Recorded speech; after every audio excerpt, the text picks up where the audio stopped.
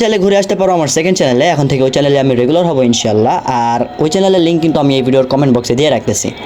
So hey guys, আসসালামু আলাইকুম, it's me Kabya and welcome back to another brand new video. আজকের এই ভিডিওতে কথা বলবো হচ্ছে ওমর অন ফায়ারকে নিয়ে।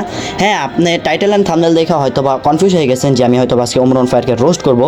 বাট ভাই বিশ্বাস করেন, ওমর অন ফায়ারকে রোস্ট করার মতো কিছু নেই ভাই, বিশ্বাস করেন। এত ভালো একজন কন্টেন্ট ক্রিয়েটর তিনি সবাইকে হাসাইতেছেন, তিনি সবাইকে এন্টারটেইন করতেছেন, তাকে নিয়ে রোস্ট করবো ভাই, আমাকে মাথা খারাপ।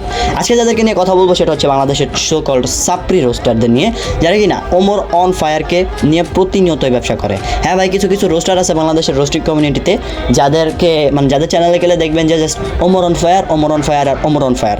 এমন একটা অবস্থা হয়েছে, ওমর অন ফায়ার হাঁটতে গেলেও একটা কন্টেন্ট, ওমর অন ফায়ার দাঁড়াইলেও একটা কন্টেন্ট, ওমর অন ফায়ার যদি ভালো ফালায় তাও একটা কন্টেন্ট ওদের বানাইতেই হবে।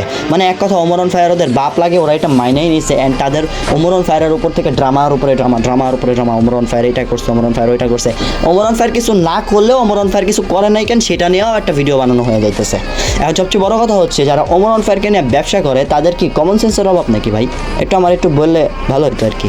তো আজকের এই ভিডিওটা বানানোর তেমন কোনো উদ্দেশ্যই ছিল না, জাস্ট উদ্দেশ্য ছিল আমার চ্যানেলটা প্রমোট করা। যারা এই পর্যন্ত ভিডিও দেখছেন তাদেরকে একটাই কথা বলি, প্লিজ ভাই আমার চ্যানেলটা একটু সাবস্ক্রাইব করেন ভাই, প্লিজ প্লিজ প্লিজ।